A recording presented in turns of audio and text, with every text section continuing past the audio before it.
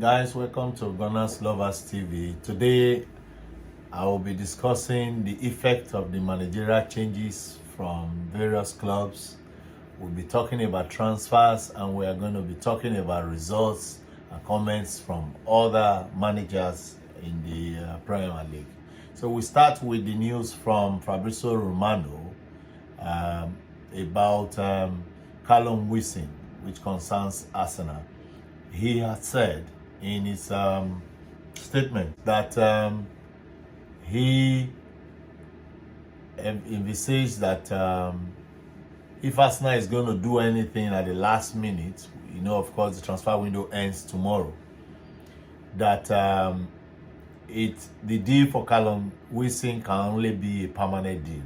It's not going to be on loan. Even though Callum Wilson is 31, Newcastle will not be interested in any loan. It has to be a permanent deal. And of course, I told you in the last video, it was 18 million pounds that is being talked about as a fee. We're very lucky to have Jesus play against Nottingham Forest because he had a knock on the knee. He did the operation on surgery on. It was bravery and sheer commitment that made him play against Nottingham Forest.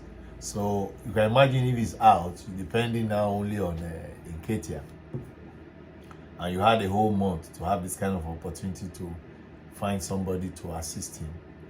We didn't take that opportunity.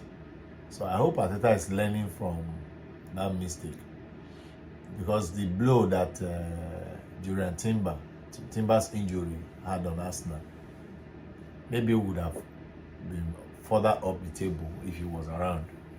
So we have to be very cautious of that as a football team, Arsenal as a football team. Now the next one is concerning Aston Villa. Aston Villa, according to Fabrizio Romano, has finished their business in the transfer window for this January. Morgan Rogers will be the last they will buy in this transfer window, the January transfer window. He has now made it clear that Aston Villa will not. They have finished their business in the transfer window, and they are not hoping to go further than that. So Aston Villa fans, if you are watching our video, Fabrizio Romano has given you a clear indication of where your club is going. And another one I want to quickly touch on is the issue of Ivan Toney. Since rumors have been flying that Brentford will not sell him, other managers have also been looking at him. Tottenham manager Postecoglou has also said that Ivan Toney is a very good player. Also, you can just imagine if last minute tomorrow Tottenham go in and go and get Ivan Toney. How will Arsenal fans feel? So I pray that doesn't happen, because he has commended Toney's skills as a very good striker. So let's hope that that doesn't happen. And we're watching out to see. Arsenal has done it in the past. Ozzy was one that came in almost at deadline day. So let's watch and see. Aubameyang came a day like this when he was bought.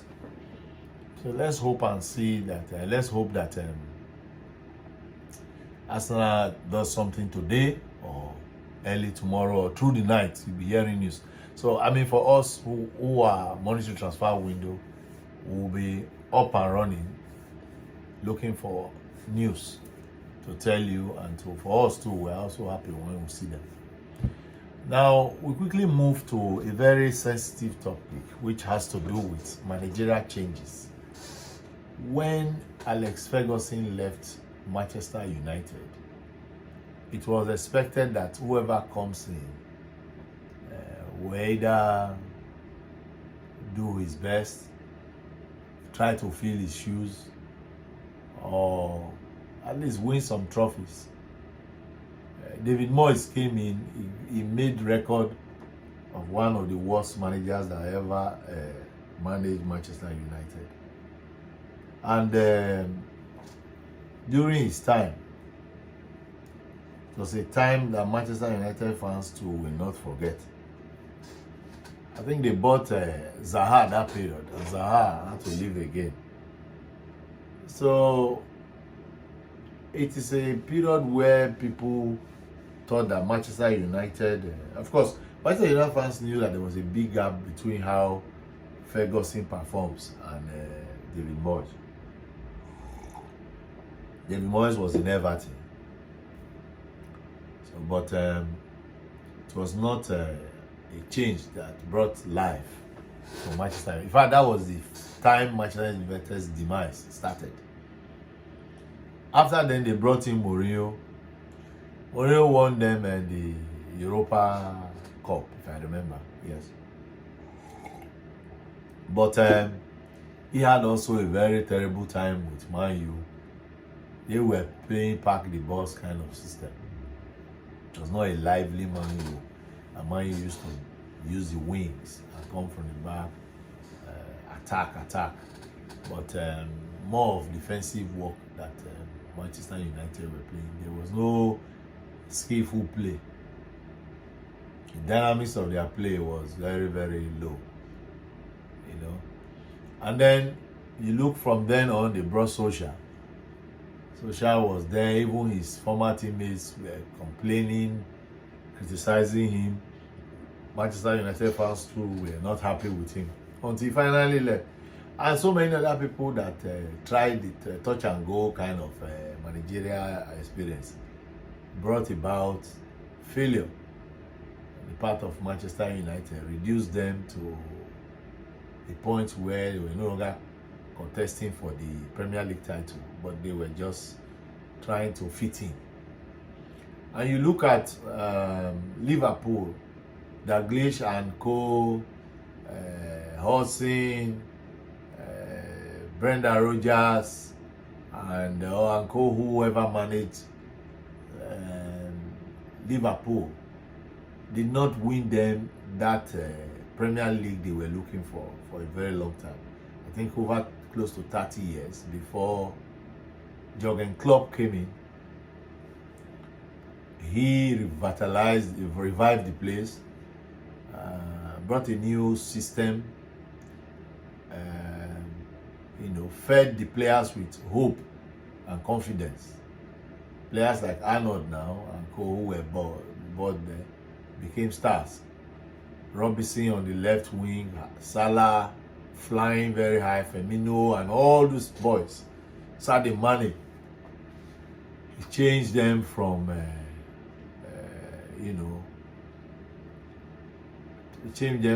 what decision they made them, struggling team to contenders, title contenders to winners. And as such, Liverpool during his era, yes, he's still there, I know, but during this period, won Champions League, Premier League, UEFA Club competition, FA Cup, Carabao Cup. You can imagine where he took them from in the 8 years he's been there. Now, the effect of Klopp leaving, will it be negative in the performance of Liverpool players? Because there were a lot of crying and all that, disappointment, according to Klopp, when he made the announcement to the players.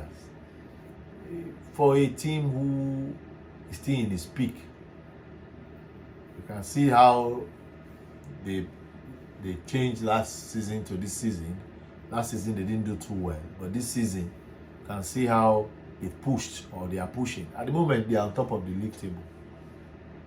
Will the players be downcast that their coach is going?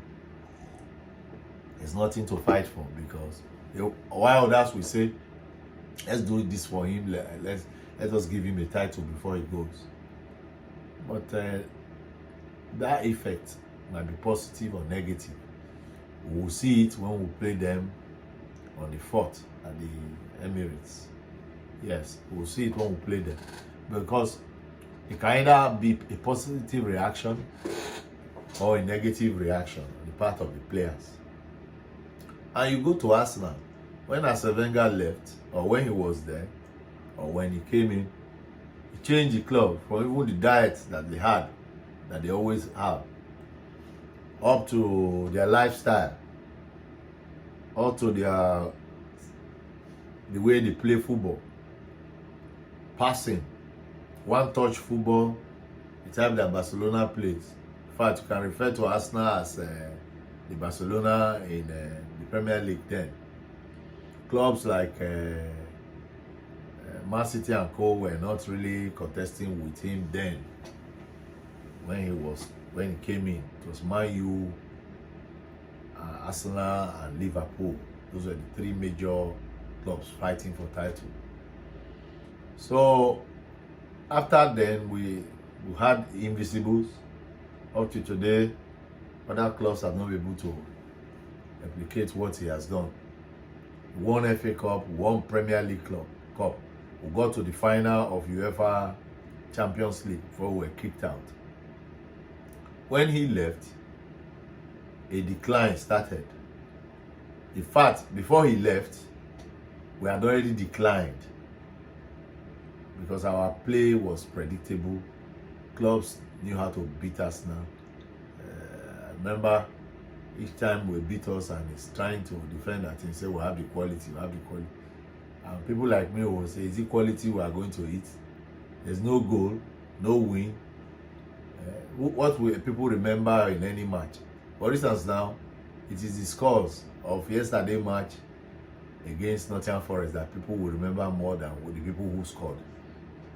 So who will remember the quality of our possession and our style of play when we lose a game? So he was criticized for all this, and there was no vibrance. We lost it completely. It was a sharp difference from what he stood for when he came to the club. And then he handed over to Unai Emery, who had a lot of language barrier in communication, which I believe really affected his managerial career in England when he went to Arsenal. We were more of a draw team, defensive draw team. He didn't have the opportunity, financial opportunity to sign players, I believe, the way he wanted. The players he signed were not good enough, and the players he met were not good enough. He didn't also have the courage to kick many of them out who were not performing. And then you move on to when Arteta came.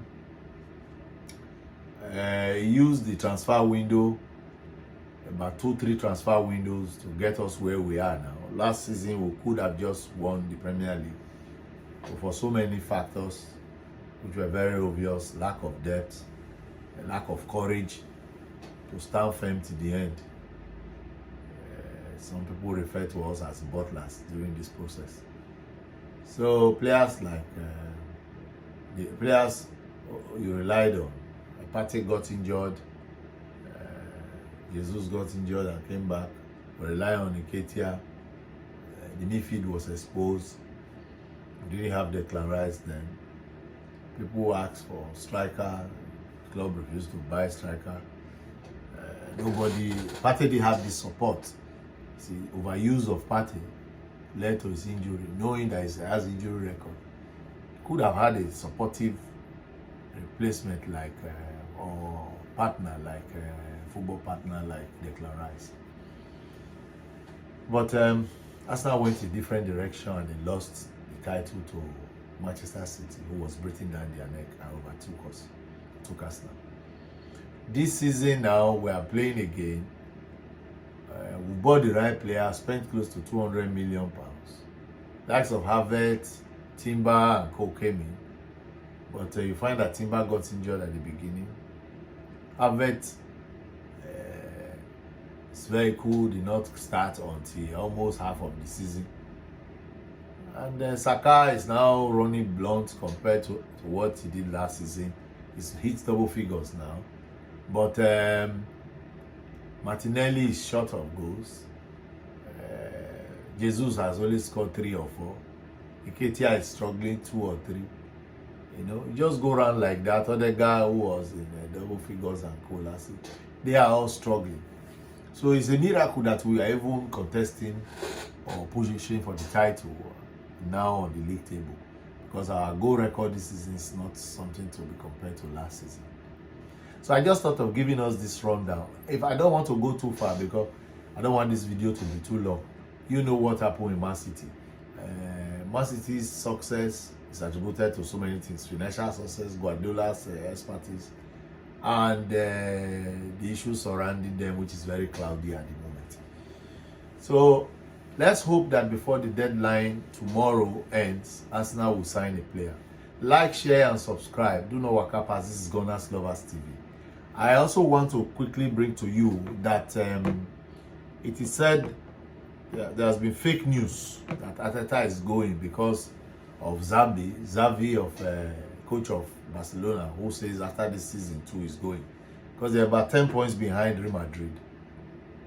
So he's frustrated. He said that's not the direction and the standard of Barcelona. He would rather give way for another person to try than to sit there and let the club go down like that. Then rumor came that Arteta might go there because he has affiliation before with Barcelona. But this news has been quashed. Arsenal says it's very bad news. It's fake. Nobody should take it serious. Arteta is not going anywhere. He's staying put as Arsenal manager. On the final note, there was a kind of disagreement between Zinchenko and Ben White. I want to suspect it has to do with the goal that came in against us at Nottingham Forest. Arteta, in his response, more or less said he likes that kind of thing because they should query each other. Yes, they should query each other. Why one person was sleeping and the others were working very hard. They should be full concentration for 90 minutes and they added extra minutes. So it's a good thing that they x-ray each other's performance and try to see how they can plug those holes. Yes, it's a very good thing. I support good arguments that lead to productivity. And then you remember that Brighton was looking up very well on the league table some few weeks ago. In fact, they are very good when it comes to good football too. The last time we played them, Roberto De Zerbi said they suffered in Arsenal's hands. Now, I don't know what happened again. Luton bombarded them and beat them, gave them 4-0. In fact, Adebayo scored 2 goals.